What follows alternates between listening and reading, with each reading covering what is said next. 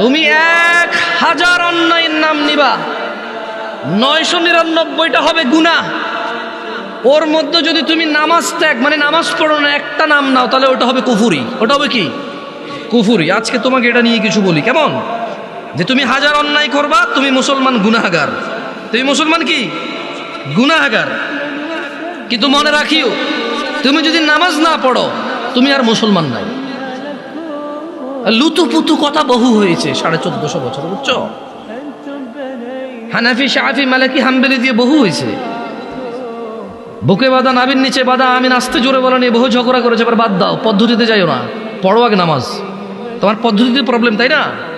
মানে আমার পদ্ধতির সাথে তোমার পদ্ধতির প্রবলেম, তাই তো? ওকে, এটাকে এক সাইডে রাখো, পড়ো পড়ো পড়ো। আমার নামাজ পড়ার পদ্ধতিতে তোমার আপত্তি, আমার নামাজ পড়ানোর পদ্ধতিতে তোমার আপত্তি, ওকে। তর্কের খাতিরে তোমার সাথে তর্ক করলাম না, তুমিও করিও না, তর্ক পরিহার করো, এতে রহমত।